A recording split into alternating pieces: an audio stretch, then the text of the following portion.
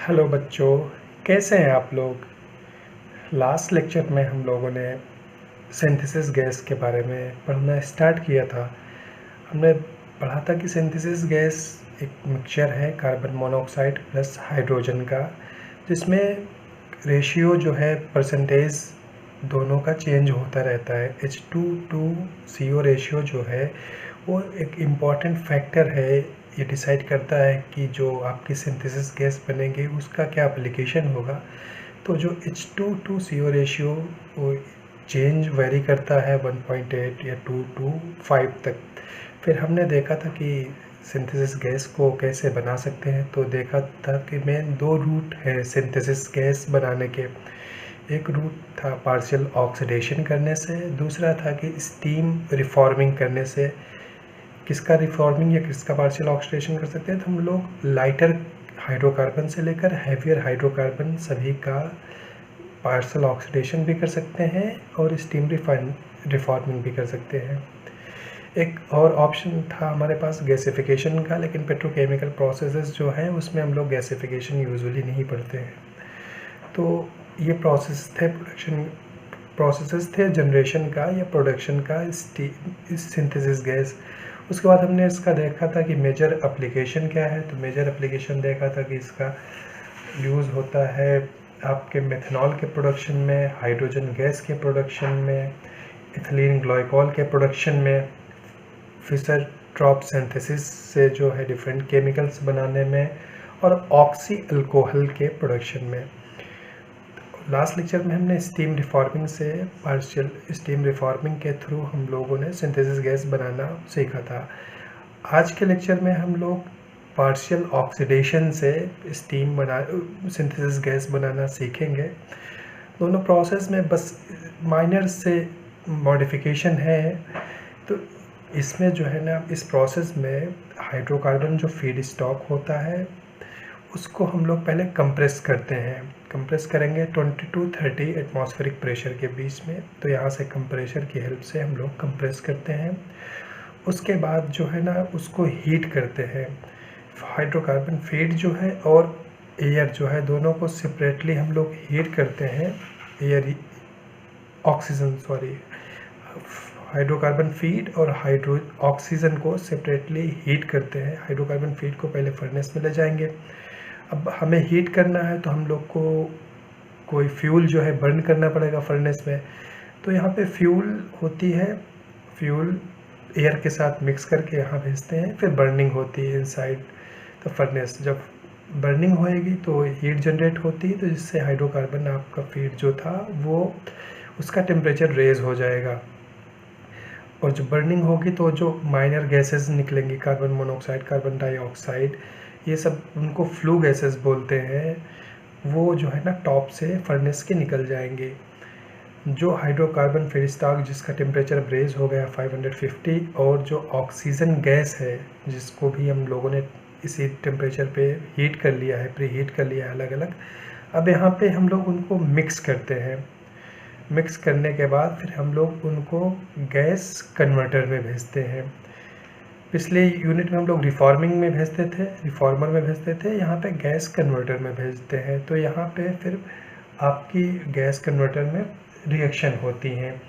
वहाँ पे क्या होगा कि पार्शियल ऑक्सीडेशन होगा। तो रिएक्शन जैसे हम लोग लिख के देख ले रहे हैं कि क्या होगा। जैसे अगर मान लीजिए कि मेथेन आपका फीड स्टॉक है, तो मेथेन फीड स्टॉक है आपका CH4, और पार्शियल का मतलब है कि ऑक्सीजन जो है ना लिमिटेड सप्लाई में है। तो ऑक्सीजन है आपका क्या होगी, पार्शियल जब ऑक्सीडाइज करते हैं तो कार्बन मोनोऑक्साइड बनता है, प्लस आपकी हाइड्रोजन गैस बनेगी। हाइड्रोजन गैस 2 है, कार्बन मोनोऑक्साइड 1 है, तो यहाँ पे ऑक्सीजन कितना है, 1 है, यहाँ पे 2 है, तो 1/2 कर देंगे। अब ये रिएक्शन बैलेंस हो गई। प्लस ये रिएक्शन जो है ना एक्सोथर्मिक होती है, तो हीट जनरेट होती है यहाँ पे। तो अपने जो गैस कन्वर्टर है आपका उसमें पार्शियल ऑक्सीडेशन की रिएक्शन होगी, जहाँ पे मेथेन या कोई भी हाइड्रोकार्बन होगा, जो भी हाइड्रोकार्बन होगा जिसमें हाइड्रोजन और हाइड्रोजन हो गए, कार्बन कन्वर्ट हो जाएगा कार्बन मोनोऑक्साइड में, और हाइड्रोजन जो है जो यहाँ पे हाइड्रोजन इस फॉर्म में है वो हाइड्रोजन गैस यहाँ पे बन जाएगी। जब गैस कन्वर्टर में ये रिएक्शन क्योंकि एक्सोथर्मिक है तो रिएक्शन हीट जनरेट होगी। जब हीट जनरेट होगी तो इसका कन्वर्टर में टेम्परेचर इंक्रीज़ हो जाता है। तो टेम्परेचर इंक्रीज़ होके अप्रॉक्सीमेटली 1100 टू 1400 डिग्री सेल्सियस पहुंच जाता है टेम्परेचर यहाँ पे। अब क्योंकि हाई टेम्परेचर है और हम लोग जो ये इस कन्वर्टर है वो स्टील का यूज़ कर रहे हैं, तो स्टील कन्वर्टर है तो हाई टेम्परेचर पे उसको डैमेज होने के चांसेस रहते हैं। तो इसलिए हम लोग उसकी लाइफ को इंक्रीज़ करने के लिए हम लोग रिफ्रैक्टरी मटेरियल की अंदर से लाइनिंग करते हैं। मतलब जो अगर स्टील का आपका रिएक्टर है उसके अंदर फिर हम लोग उसके जो इंटरनल साइड है उसमें हम लोग रिफ्रैक्टरी, मान लीजिए ईंट होती हैं और स्पेशल ब्रिक्स होती हैं, उनको चारों तरफ से लगा देते हैं। तो जिससे जो है ना वो हायर टेम्परेचर पे अगर रिएक्शन हो रही है तो जो आपका स्टील का जो ये आपका गैस कन्वर्टर है उसको ज़्यादा नुकसान नहीं होगा। तो इसलिए रिफ्रैक्टरी मटेरियल का यूज़ करते हैं। अब 1100 degree celsius 11 to 1400 degree celsius पे रिएक्शन हुई। उसके बाद रिएक्शन मिक्सचर को हम लोग जो है, क्योंकि 1100 है तो उसको कूल करते हैं तो क्विंचिंग टर्म यूज़ किया जाता है। तो क्विंचिंग करते हैं, तो क्विंचिंग किससे करेंगे? वाटर से। जब हम वाटर इसमें ऊपर से गिराएंगे इस यूनिट में और नीचे से गैसेस जा रही होंगी तो वो कूल हो जाएंगी और इस हम लोग को फिर इस जगह स्टीम जनरेट होती है, क्योंकि यह 1100 डिग्री सेल्सियस पे बहुत हाई टेम्परेचर पे ये है तो उनके पास बहुत ज़्यादा हीट है। तो जब वाटर को से कूल करते हैं तो स्टीम जनरेट होती है। उस स्टीम को हम लोग अपने प्लांट में यूटिलाइज़ कर लेते हैं। अब जब यहाँ से कूल होके निकली आपकी ये स्ट्रीम, प्रोडक्ट स्ट्रीम, तो अब अपने पास 3 ऑप्शन होते हैं कि हम लोग क्या बनाना चाहते हैं। क्योंकि हमने पढ़ा था कि सिंथेसिस गैस को या तो हम लोग हाइड्रोजन मेथनॉल बनाने में यूज़ करेंगे, जब मेथनॉल बनाने में यूज़ करेंगे तो सीधे सिंथेसिस गैस चाहिए जिसमें H2 to CO रेशियो 2.5 के आसपास हो। तो स्टीम रिफॉर्मिंग से जो रिएक्शन प्रोड्यूस हो रही थी, जो लास्ट लेक्चर में हमने पढ़ा था, वहाँ पे H2 to CO रेशियो इसी रेंज में होता है, तो वहाँ पे फिर फर्दर कोई ज़रूरत नहीं पड़ी थी। लेकिन इसमें पार्शियल ऑक्सीडेशन में जो H2 to CO रेशियो आता है वो थोड़ा सा कम होता है, 1.8 होता है, मान लीजिए 2 होता है, 1.6 से 2 के बीच में वेरी करता है। तो फिर अगर हमें हाइड्रोजन बनाना है तो उसको फर्दर जो कार्बन मोनोऑक्साइड गैस है उसको further water gas shift reaction की हेल्प से हम लोग कार्बन मोनोऑक्साइड को स्टीम की हेल्प से और हाइड्रोजन में कन्वर्ट करेंगे। तो वो एक ऑप्शन ये हुआ कि हम लोग उसको शिफ्ट रिएक्टर में ले जाएं, उससे फिर हाइड्रोजन गैस बनाएं। दूसरा ऑप्शन ये हो कि हम लोग सिर्फ carbon monoxide plus hydrogen gas, synthesis gas इसको भी बोलते हैं, सिंथेसिस गैस बनाएं। और तीसरा ऑप्शन ये होता है कि हम लोग इसी को, यही स्ट्रीम जो इस पॉइंट पे है, इस पॉइंट से जो स्ट्रीम है उसको हम एसिटिलीन के प्रोडक्शन के लिए यूज़ करें। तो अभी हम लोग इस चैप्टर में हम लोग सिंथेसिस गैस का जनरेशन पढ़ रहे हैं, तो अब हम लोग सिंथेसिस गैस कैसे बनाएंगे उसके बारे में पढ़ेंगे। तो अगर हाइड्रोजन हमें बनाना है तो हम लोग एक कैटालिटिक कन्वर्टर है यहाँ पे, उसमें ले जाते हैं। तो वाटर गैस शिफ्ट रिएक्शन होती है, इंपॉर्टेंट रिएक्शन केमिकल इंडस्ट्री के। तो वाटर गैस शिफ्ट रिएक्शन में क्या होगा, आपका जो भी कार्बन मोनोऑक्साइड बचा हुआ था वो रिएक्शन कर जाएगा स्टीम से रिएक्शन करके कार्बन डाइऑक्साइड में कन्वर्ट हो जाएगा ये, प्लस हाइड्रोजन गैस बन जाएगी। तो इसलिए यहाँ पे हाइड्रोजन और ज़्यादा जनरेट हो गई, तो H2 to CO रेशियो हमारा और इम्प्रूव हो गया और कार्बन मोनोऑक्साइड कार्बन डाइऑक्साइड में कन्वर्ट हो जाएगा। तो ये कैटलिटिक कन्वर्टर में होगा। यहाँ पे आयरन जो है एज ए कैटलिस्ट यूज़ किया जाता है विद हेल्प प्रोमोटर के साथ। तो ये अप्रॉक्सीमेटली 400 to 500 डिग्री सेल्सियस पे रिएक्शन होती है, एक्सोथर्मिक रिएक्शन ये भी है।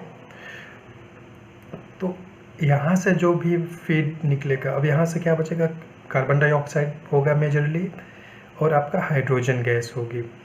और जो ऊपर से आ रहा था एक ऑल्टरनेट रूट्स में, जिसमें कार्बन मोनोऑक्साइड बेसिकली ज़्यादातर थी और हाइड्रोजन था, अब उसको क्योंकि टेम्परेचर 400 डिग्री सेल्सियस से ज़्यादा हो गया तो उसको हम लोग इसको हीट एक्सचेंजर में ले जाके उसको टेम्परेचर को ड्रॉप कर लेते हैं। जब भी एरो का साइन ऊपर की तरफ होगा, जैसे यहाँ पे ऊपर की तरफ, इसका मतलब हम लोग हीट रिकवर कर रहे हैं, उसको ठंडा कर रहे हैं स्ट्रीम को। जब एरो का साइन डाउन साइड होगा, नीचे की तरफ होगा, तो इसका मतलब हम लोग हीट दे के उसको गर्म कर रहे हैं। उसके बाद हम लोग इसको 14 ATM तक के जब ये गैसेस होंगी, ये इसके बाद का प्रोसेस कॉमन है जो हमने लास्ट बार पढ़ा था कि यहाँ पे हम लोग को कार्बन मोनोऑक्साइड और हाइड्रोजन गैस मिल गई थी।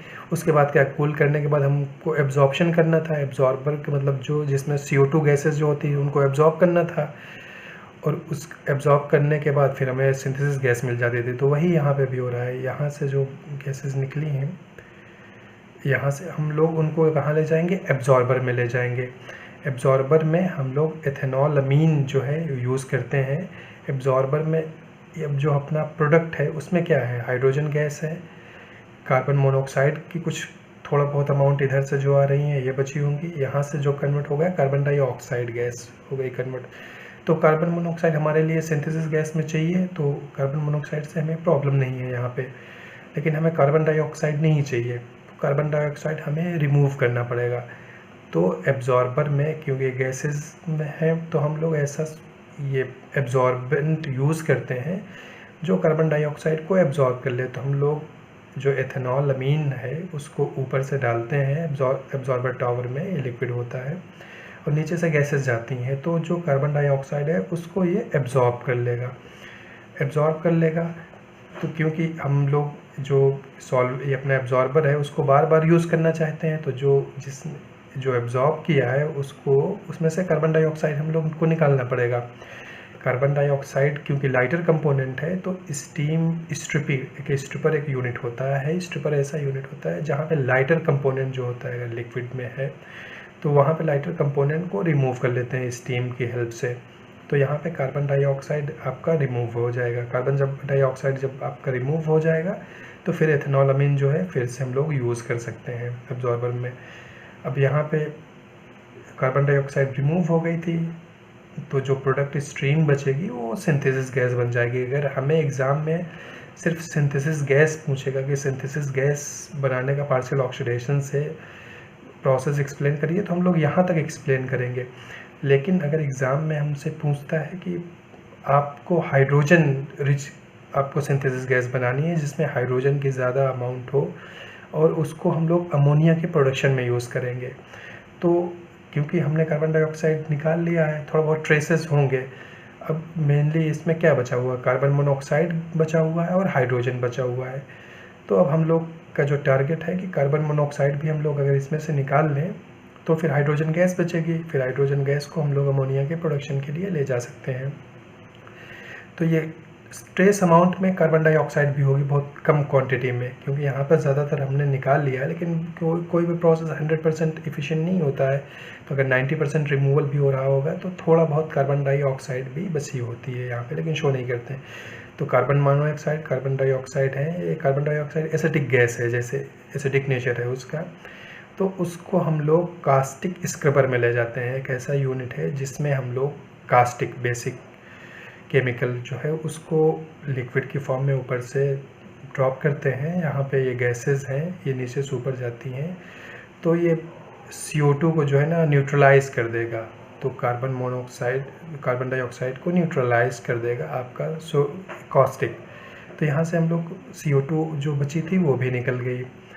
उसके बाद जो अपना बचा, ज़्यादातर मेजरली उसमें हाइड्रोजन होगा, उसको हम लोग हीट एक्सचेंज कर लेते हैं उस स्ट्रीम को, और उसके बाद ड्राई कर लेते हैं। ड्राई करने के बाद फिर हम लोग उसको नाइट्रोजन टावर में ले जाते हैं। नाइट्रोजन टावर की नेसेसिटी क्यों पड़ी? एक्चुअली अगर इसमें थोड़ा भी कार्बन मोनोऑक्साइड होगी आपके इस स्ट्रीम में, तो क्योंकि हम लोग यहाँ इस स्ट्रीम को ही यूज़ करेंगे बाद में अमोनिया बनाने में, तो वो अमोनिया में जो कैटलिस्ट हम लोग यूज़ करते हैं उसको ये जो है कैटलिस्ट को डीएक्टिवेट कर देती है। कैटलिस्ट के लिए एज ए पॉइजन वर्क करती है। तो इसलिए हम लोग पहले इसको लिक्विड वॉश टावर में ले जाते हैं, लिक्विड नाइट्रोजन वॉश टावर में। वहाँ पे नाइट्रोजन लिक्विड फॉर्म में होता है, उससे इस गैसेस की वॉशिंग करते हैं, जिससे जो इम्प्योरिटीज़ हैं आपकी, या फिर कार्बन डाइऑक्साइड गैस है, और गैसेस वहाँ से रिमूव कर लेते हैं क्योंकि लिक्विड था तो यहाँ से गैसेस थी, हीट हो गई थी थोड़ा सा, तो उसका टेम्परेचर बढ़ गया लिक्विड का, तो इसको हीट एक्सचेंज कर लेते हैं। जो वेस्ट गैसेस होंगे सब निकालने के बाद उसमें से उसको डिस्चार्ज कर देते हैं, वेस्ट N2 है।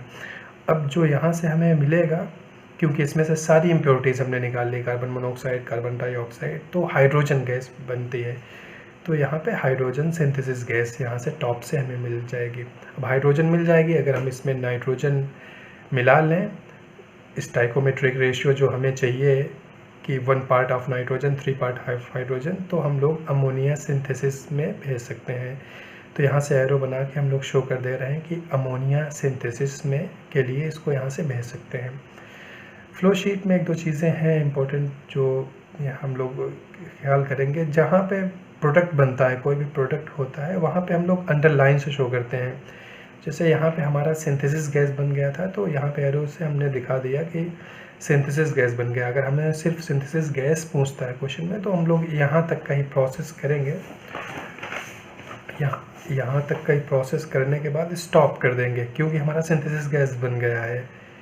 अगर लेकिन हमसे पूछता है कि आप हाइड्रोजन बनाइए यहाँ से अमोनिया में यूज़ होने के लिए, तो फिर हम लोग जो कार्बन मोनोऑक्साइड, कार्बन डाइऑक्साइड जो ट्रेसेस अमाउंट है, जो स्मॉल अमाउंट है, उनको पहले न्यूट्रलाइज करके फिर उसके बाद फिर लिक्विड नाइट्रोजन से वॉश करके निकाल लेते हैं। सिर्फ उसमें फिर हाइड्रोजन, प्योर हाइड्रोजन गैस बनती है। तो यहाँ पे अंडरलाइन किया है कि हाइड्रोजन सिंथेसिस गैस, क्योंकि सिंथेसिस गैस की रूट से बन रही है, तो मेजरली इसमें हाइड्रोजन है। 1 पार्ट नाइट्रोजन डाल के मिक्स करके फिर इसको हम लोग अमोनिया बनाने के लिए यूज़ कर लेते हैं। तो ये पार्शियल ऑक्सीडेशन प्रोसेस है। एक बार जस्ट फिर से समराइज़ कर लेते हैं हम लोग कि पार्शियल ऑक्सीडेशन प्रोसेस क्या है। तो पार्शियल ऑक्सीडेशन प्रोसेस क्या है कि इसमें कोई भी हाइड्रोकार्बन को लिमिटेड अमाउंट ऑफ ऑक्सीजन से रिएक्ट कराते हैं। तो हम लोग को जो है ना हाइड्रोजन गैस और सिंथेसिस गैस बेसिकली मिलती है, हाइड्रोजन प्लस कार्बन मोनोऑक्साइड का मिक्सचर। तो पार्शियल ऑक्सीडेशन क्या है? जब किसी भी हाइड्रोकार्बन को लिमिटेड अमाउंट में, ऑक्सीजन हमने बहुत सफिशिएंट अमाउंट में नहीं किया, लिमिटेड है, लिमिटेड रिएक्टेंट है, वो पहले कंज्यूम हो जाएगा। अदरवाइज़ अगर लिमिटेड नहीं होगा तो कार्बन डाइऑक्साइड बनाया जाएगा। तो लिमिटेड अमाउंट में है तो सिर्फ कार्बन मोनोऑक्साइड बनाएगा। जो हमने रिएक्शन पढ़ी थी कि कार्बन मोनोऑक्साइड, जब मान लीजिए कोई हाइड्रोकार्बन है, या जैसे हाइड्रोकार्बन है लिमिटेड अमाउंट में है, तो उसने कार्बन मोनोऑक्साइड बनाया प्लस हाइड्रोजन गैस बनाई। तो लिमिटेड अमाउंट में अगर हाइड्रोजन ऑक्सीजन हम लोग सप्लाई करेंगे तो पार्शियल ऑक्सीडेशन होगा, तो फिर वहाँ पे हम लोग को सिंथेसिस गैस बनेगी। ये है पार्शियल ऑक्सीडेशन। पार्शियल ऑक्सीडेशन में जो है कैटलिस्ट की ज़रूरत नहीं होती है। रिफॉर्मिंग में हम लोग कैटलिस्ट यूज़ कर रहे थे, निकल कैटलिस्ट यूज़ कर रहे थे स्टील की ट्यूब्स में। यहाँ पे कैटलिस्ट की ज़रूरत नहीं होती है। जो आपके फीड हैं उनको हम लोग सेपरेटली हीट करके मिक्स कर लेते हैं, 550 डिग्री सेल्सियस दोनों का टेम्परेचर मेंटेन कर लेते हैं। उसके बाद फिर हम लोग पढ़ा था गैस कन्वर्टर में ले जाएंगे, वहाँ पे पार्शियल ऑक्सीडेशन होता है। फिर क्योंकि प्रोडक्ट एक्सोथर्मिक रिएक्शन है, टेम्परेचर बढ़ जाता है, 1100 to 1400 हो जाता है, तो जो भी गैसेस निकलती हैं उनको हम लोग ठंडा कर लेते हैं, क्विंच कर लेते हैं। तो वाटर ऊपर से डालते हैं, यहाँ से गैसेस नीचे से पास करते हैं, क्विंच हो जाती है। और क्योंकि टेम्परेचर बहुत ज़्यादा था तो यहाँ से स्टीम जनरेट हो जाती है, वो हम लोग फर्दर यूटिलाइज़ करते हैं। अब यहाँ से क्विंच जो ठंडा हो के जो आपका प्रोडक्ट स्ट्रीम निकले, यहाँ से हमारे पास 3 ऑप्शन होते हैं कि हम 3 में से कोई भी प्रोडक्ट बना सकते हैं। हम लोग एसिटिलीन के प्रोडक्शन के लिए ये यूज़ कर सकते हैं ये स्ट्रीम, या तो हम लोग कार्बन ये सिंथेसिस गैस के लिए, या तो हम लोग हाइड्रोजन के लिए जो अमोनिया में यूज़ होनी है। तो हाइड्रोजन अगर बनाना है तो हम लोग को कैटालिटिक कन्वर्टर में भी ले जाना पड़ता है, क्योंकि वहाँ पे जो कार्बन मोनोऑक्साइड है, अभी हमने रिएक्शन पढ़ी थी कि कार्बन मोनोऑक्साइड है, स्टीम से हमने रिएक्ट करा के उसको और ज़्यादा हाइड्रोजन बना लेते हैं, तो जिससे हाइड्रोजन का रेशियो ज़्यादा हो जाता है स्ट्रीम में, तो कैटालिटिक कन्वर्टर में ले जाते हैं। अगर सिर्फ हमें सिंथेसिस गैस मेथनॉल के लिए चाहिए तो ये स्टेप हम लोग स्किप कर देंगे। हम लोग अपनी स्ट्रीम ऊपर से ले जाएंगे, फिर उसको हीट एक्सचेंज फर्दर करेंगे। हीट एक्सचेंज करने के बाद फिर क्या करना है कि जो, क्योंकि कार्बन डाइऑक्साइड इसमें बची है उसको हमें रिमूव करना है, तो हम जानते हैं कि एब्जॉर्बर में ले जाते हैं, क्योंकि 2 गैसेस का मिक्सचर है, तो उसमें किसी लिक्विड से ये कार्बन डाइऑक्साइड गैसेस जो हैं उसको सेलेक्टिवली रिमूव कर लेते हैं, वो एब्जॉर्बर में करते हैं। इसमें एथेनॉल अमीन यूज़ करते हैं एज एब्जॉर्बेंट। उसके बाद एथेनॉल अमीन को क्योंकि रिसाइकिल करना है, हम लोग बार बार एथेनॉल अमीन की नई क्वांटिटीज़ नहीं यूज़ करेंगे, कॉस्ट हमारी ज़्यादा हो जाएगी, तो उसको हम लोग स्टीम स्ट्रिपर में ले जाते हैं, वहाँ पे स्टीम की हेल्प से कार्बन डाइऑक्साइड को निकाल लेते हैं और जो एथेनॉल बचता है उसको फिर रिसाइकिल करके एब्जॉर्बर में डाल देते हैं। यहाँ से कार्बन डाइऑक्साइड क्योंकि एब्जॉर्ब कर लिया तो सिर्फ कार्बन मोनोऑक्साइड और आपका हाइड्रोजन गैस बचा, वो सिंथेसिस गैस है। अगर सिंथेसिस गैस हमसे पूछा है तो सिर्फ हम लोग यहीं तक ही एक्सप्लेन करेंगे अपना प्रोसेस। लेकिन अगर क्वेश्चन में हम लोगों से पूछा है कि हाइड्रोजन कैसे बनाते हैं आप पार्शियल ऑक्सीडेशन से, तो फिर हम लोग इस प्रोसेस को, ये स्ट्रीम जो आ रही है यहाँ से, उसको पहले न्यूट्रलाइज करेंगे जो एसिटिक गैसेस हैं कास्टिक की हेल्प से। उसके बाद फिर क्या करेंगे, हम लोग जो इम्प्योरिटीज़ बची हुई हैं थोड़ा बहुत भी, उनको हम लोग ले जाएंगे लिक्विड वॉश टावर में, वहाँ पे उनकी इम्प्योरिटीज़ को रिमूव कर लेंगे। रिमूव करने के बाद सिर्फ हमें हाइड्रोजन गैस बचेगी जो हम लोग नाइट्रोजन के साथ मिक्स करके अमोनिया को सिंथेसिस कर सकते हैं। तो हम लोग का सिंथेसिस गैस जनरेशन जो था वो प्रोसेस कंप्लीट हो गया। नेक्स्ट लेक्चर में हम लोग नया टॉपिक पढ़ेंगे।